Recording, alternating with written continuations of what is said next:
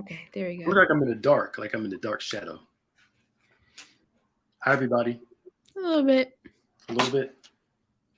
It's not bad though. We can still make it out. Okay. Oh well. Hi, everybody. The lighting isn't that well. Hey guys. Welcome to Maximize Money Monday. I said money. Monday, everyone. That's My what money works too. you eating all those cookies. They were so good though. Part of me's debating going back to get them, but I'm like, I don't need to. That's how it was with have you been to like Honey Grow where they make the yogurts and food bowls? What's Honey Grow? It's on the healthier side of things. It's bad that it's right next to Smash Burgers because it's a 1-for-2 deal or 2-for-1 deal. Oh, the one in Marlton? Uh-huh. Oh yeah. Okay, I know what you're talking about. But they make a really good, it's a cheesecake, strawberry, blueberry yogurt bowl. That's not healthy. I said it's on the healthier side of things. That's not healthy. That's not healthy. Well, it's healthier than other things I could get. But anyway. All that sugar is not healthy. I said it's healthier. Healthier. That's how you justify it. I'm just saying it like it is. Yeah, whatever. Welcome there. Welcome to Maximize Monday, everybody. I'm saying if I'm going to eat something that's bad, I'm not going to guise it in something that's healthy bad. I'm just going to eat the bad thing. He's great. What's the difference? I mean, at the end of the day, it's like, well, no, there is some difference. Strawberries and blueberries and blackberries. Yeah, and all that sugar. Yeah, your berries. Your kidney probably in shock. No. Welcome everybody to all that. Yes. Welcome to Maximize Monday. Hope everybody is well. Please do us a favor and share it this time. And we see the numbers coming on as we banter and talk about food for the beginning.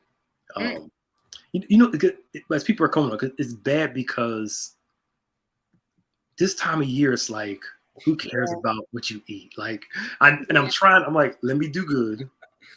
Because the usual thing is November, December, you just eat all the cakes and everything, just eat bad. Then January, let me get it together. Right. What I'm attempt to do, eat good, and just cheat on those necessary days. And then eat good the rest of the month, so I don't have to worry about catching up in January. The necessary days are like week long. No, that's why I said days, not weeks. They are days. No, I'm talking about like Thanksgiving Day. And maybe the day after the leftovers. The day after Thanksgiving. For leftovers, yes. And then the day after that. No, Thursday and Friday. And then on Christmas, you have Christmas Day, which is on a Sunday this year. Mm-hmm. And then that Monday after. You don't. We make things stretch, so. It's just all these new snacks are available. And like I said, I just happened to see those cookies and they were seasonal. And, blame it on seasonal because they only come out once a year. You gotta eat it while you can. Yeah. That's my excuse. But I feel the difference now. I need to get back on it. Hey, Dana. Hey, Keisha. Hey, Keife. Hey, Anjanette. I know Dana's still trying to get her. Is it the chocolate cake? I don't remember. It's a German chocolate cake or something like that. And that's not Helen. Yeah, Helen. Probably. My brain is a little off today. Somebody likes cake. Y'all ready for the holidays? We'll say a prayer for you, of course, Keisha. Mm-hmm. We'll pray for you and all those families too. Y'all get ready for the holidays. Oh, we got to talk about this holiday taping thing we talked about. Mm-hmm. Y'all hope you get ready for the holidays. Be safe. Enjoy yourselves. And don't eat too much. Right, like the pot. Too much is relative. What is too much? you know exactly. You know exactly. It's all about timing. That's all. Yeah, whatever. So welcome everybody to Maximize Monday. So glad you all can join us. And Now, while we're on it, just as an aside, we've been talking about like mental health since like May in different formats. And then this month we've been talking about these negative thinking patterns. And something I know that is easy to fix, talking about food, is if you really want to help your mental and your emotional health, the one thing you can control that's certain is what you eat. And studies show it. What you eat affects your emotions and your thought process. Some of your, I'm having a hard time thinking them cookies. I had one this morning.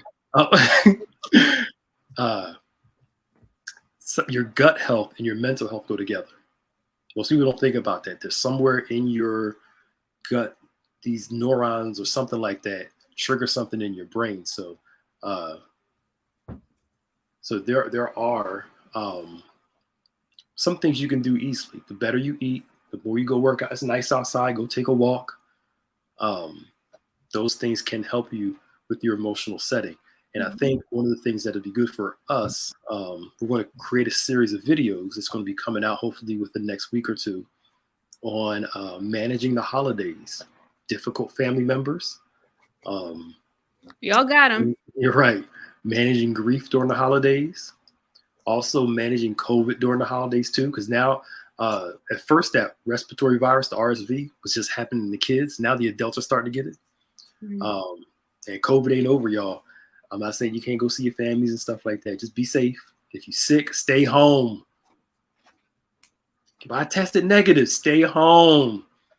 If you coughing and hacking, what's crazy? The amount of people, and I'm guilty of this, who before the pandemic went to work sick, just went out places.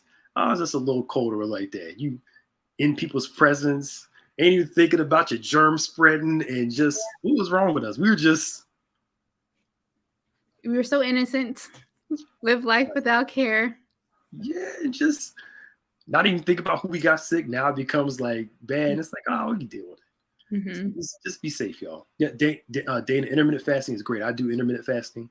It does really work. It doesn't seem like it works in the beginning, and it can be a little difficult. But once your body gets used to it, it's so much easier to deal with, easier to do. Actually, it becomes your norm. And people don't believe me, but it really does become your norm, and you get used to it, and it feels normal to you. All righty. Anything before we get started? No, let's jump into it. All right. Anybody else allergies bothering them since this weather got warm? No? You probably got nothing bad allergy. You got other stuff. So. True. All right, so we went through 1 through 6, the all or nothing thinking. We went through overgeneralizing. We went through mental filtering. We did jumping to conclusions. We did catastrophizing, and then last week we did identifying with emotions. And if you missed any of them, go back and watch the previous Maximize Mondays, and we went through all of those negative thinking patterns, trying to change our thought process. So it won't just be like a New Year thing, but it'll be a lifestyle thing. So number 7, let's chat about this. Using should statements. These words are set up for painful self-blame. Should statements. These words are set up for painful self-blame. Now, let me qualify this. This is not an excuse to not do what you should be doing. However, I do think that all of us at times put unnecessary pressure on ourselves that are more internal than external. Okay. It's our own expectation of ourselves and what we should be doing that nobody else is putting on us but us. Or us interpreting how people feel and internalizing how they feel and make it ours. So for example, you'll see people say it's so hard being this, it's so hard being this, because everybody expects you to be this.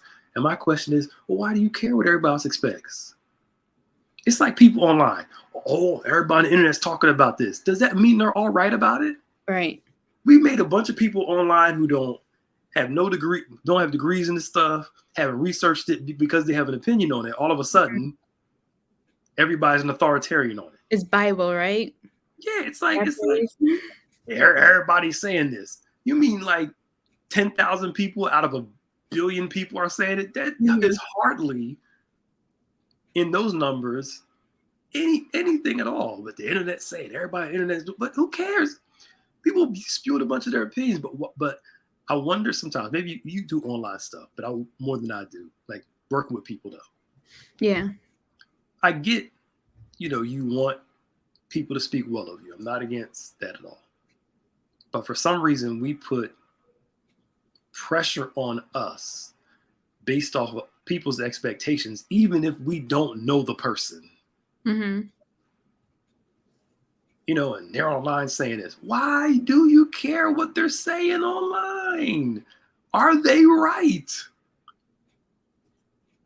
That's my question. I mean, I don't know where you can jump in any on that, but it just boggles my mind how we let a few, that's not even a microcosm of the whole, a few dictate how we're supposed to feel about something because a group of people are saying it. But did you research, see if they're right?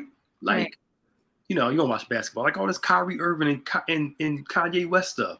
Yes, I mean, they're saying a bunch of stupid stuff, and people are like, well, they're right because pick up a book that's not biased. Like, YouTube University is not your education system. Yeah. I'm sorry. Go ahead. I don't know. I think there's a flaw in the system. And of course, it's depending on how you use it. But most people, when they post things online, it's because they want whatever they're posting and what they're doing to get attention. Mm-hmm. So then when you're already looking for that attention, I think it's easy to zero in on it and be focused on, okay, pay attention to me. What are you saying? And, that can become a reflection of who you are, what you do. Yeah. So I think just down to the basics of things, it creates a negative habit because they're so focused on what others are saying instead of just living our lives. Yeah. And I think, and I get it. Everybody needs affirmation in some way, shape, or form. Mm-hmm. I'm not one of those people where all I need is to care about, the only person I care about, care about opinions myself. You should care about what other people think. The right people. The right people that love you, the people that care for you, people that genuinely want the best interest in you. But I get we want affirmation, but I think with the world being so technologically connected, our need for affirmation has grown beyond a necessary circle into a bunch of unnecessary people that don't even know us. Yeah. It's like these kids doing these stupid TikTok challenges, hurting themselves. Just to get social media recognition or affirmation or be viral. Like, you don't even know these people. People, what did the crate challenge last year? You're not paying your hospital bills either. They're not paying your hospital bills. Mm-hmm. Like, what are y'all doing? But that whole should. No, you don't. Yeah. And for those of us who like to put a lot of pressure on ourselves, I think sometimes we get excited and want to get a lot done immediately rather than taking the time to build for it. Okay. I gotta do it now. I gotta do this now. Who says I gotta do this here? Why don't you take care of these two things first? Mm-hmm. Then let's focus on that. Let's take our baby steps. Let's work our way up. But a lot of people, especially perfectionists, put a pressure on themselves that I get. You want stuff done right, but sometimes that pressure can be unhealthy. Yeah. And you find yourself stressing over stuff that is probably like a year away. You didn't even take care of what you need to take care of today first. Yeah. I was talking to somebody, they're like, I'm all over here. I want to do this, and this is going to cost me this. It's going to do me this. And I'm like, well, did you do X, Y, and Z to get there? No. Well, let's take care of these three things first. Mm-hmm. You're worried about something that may never happen, or if it does happen, it could be years from now. Let's take care of these small baby steps. They add up. And I think we put ourselves on these timelines, not keeping in mind that sometimes life just happens and we need to adjust those timelines or the game plans that we come up with doesn't mean it's a bad thing. It's just, part of being successful is being able to navigate through everything that is just thrown at you. Yeah. Right. Yeah. And worrying about what's in front of your face, not what's 5 steps down the road. Consider those 5 things. Consider them, but don't sweat them. Because a lot of worry and a lot of fear is really in our thoughts. So you get that look on your face. So like we'll think 5 steps down the line, what about this? Oh, it's gonna be this. And I'm like, but how do you know? Mm-hmm. Well, I don't know. I'm just assuming. Well, yeah, that's the problem. You're assuming. You don't know it's actually going to be like that. But we've conjured in our mind and all of a sudden created something in our thoughts that isn't necessarily real because we put this, I'll say, an unhealthy pressure on ourselves to be more than what we are at the moment and to accomplish more than we are. Nobody goes from those overnight sensations. These people have been working for years to get to that place. Yeah. It's just you finally found out about them. Mm-hmm. They finally broke, but they were doing it for a long time. A long time. Yeah, They it wasn't shoot out of the blue. And just think about it, like in terms of Tyler Perry. Like I saw he posted earlier about being in his new production studio. Mm. The movie came out that he wrote years ago while he was living in his car.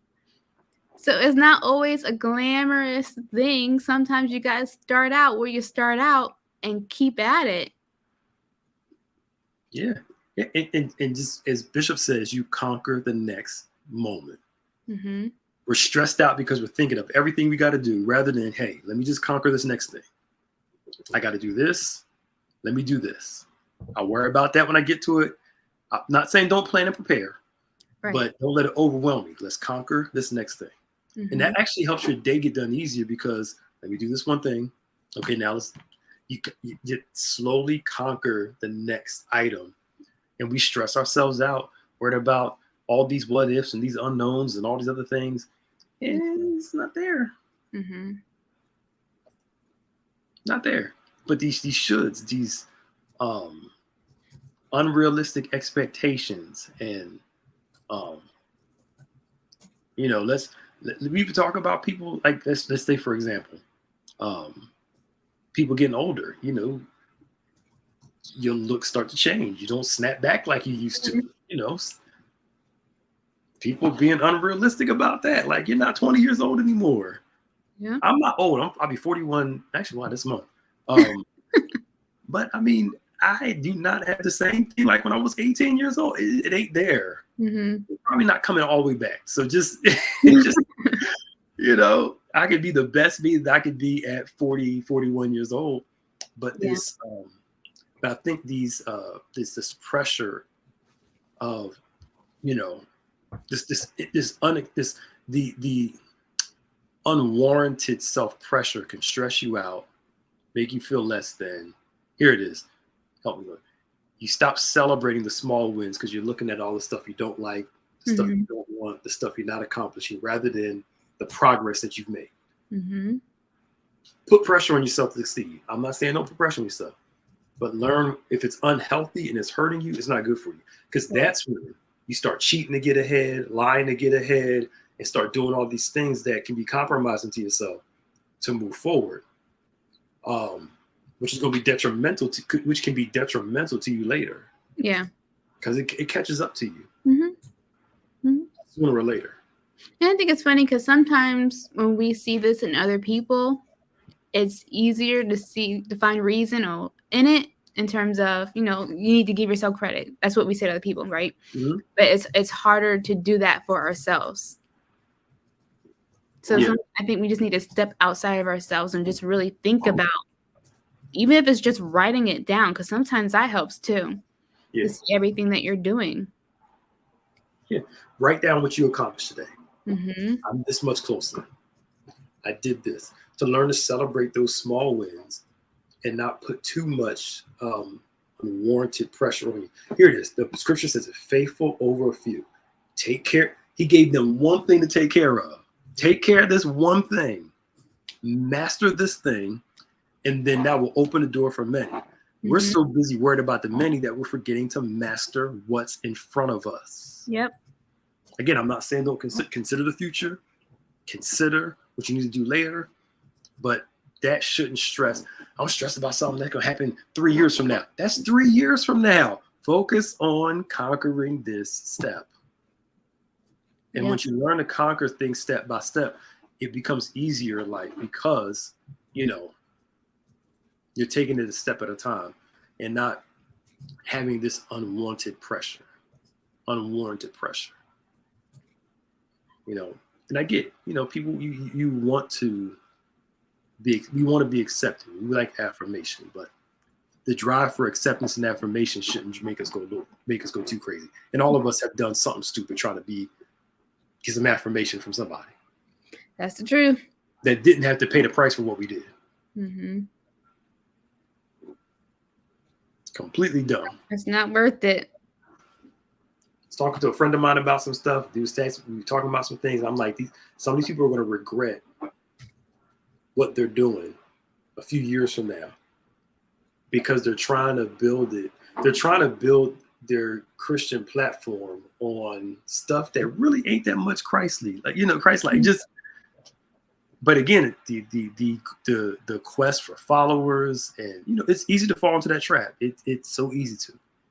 But the quest for followers, the quest for affirmation, the quest for building a platform, you know, it's there. Yeah, it's there. It is, and I get it because it feels good to receive that type of affirmation. But especially when it comes to like social media, like at the end of the day, we don't own anything that we post, right? And Twitter and Facebook and whatever, they all have the power to change their algorithm so that even what you're doing won't work in the next day. I know a lot of people who lost followers aren't getting the same engagement and they're having a hard time dealing with it. Yeah. I mean, I get from a money standpoint, but from some of them, like you said, it's hard because from an affirmation standpoint, but these folk don't know you and you don't know them. Their praise is that important. But again, it shows you how you can get sucked up in it. Yeah. Wow. That's interesting. Because I didn't notice they changed the algorithm to make you pay for everything on certain platforms. Even with the Twitter changes now, with Elon Musk taking over. Oh, yeah, for sure. You know, now they're good. I was going to say, like, even on Instagram, like, I don't know if you noticed, but, like, if you posted a reel, it would get, like, thousands of likes and views. You know, a lot of people will watch it. They changed their algorithm recently so that you're only getting maybe a few hundred or less than that. So like the engagement is always just going to change based on how they play the algorithms.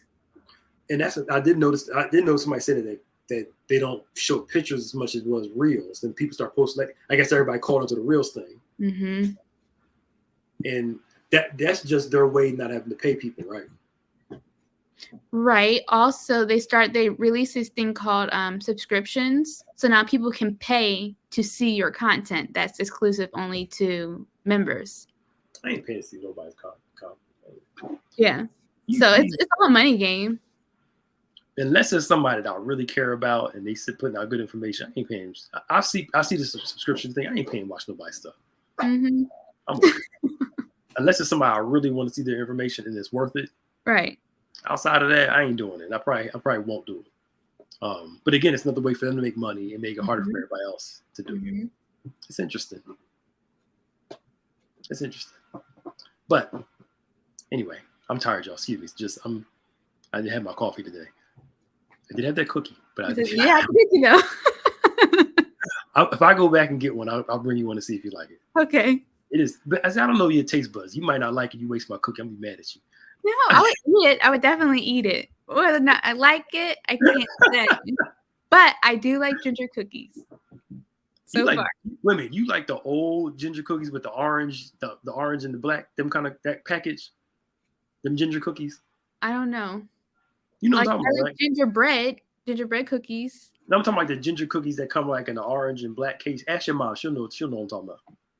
She's shaking her head. Yes. You know what I'm talking about. Yeah.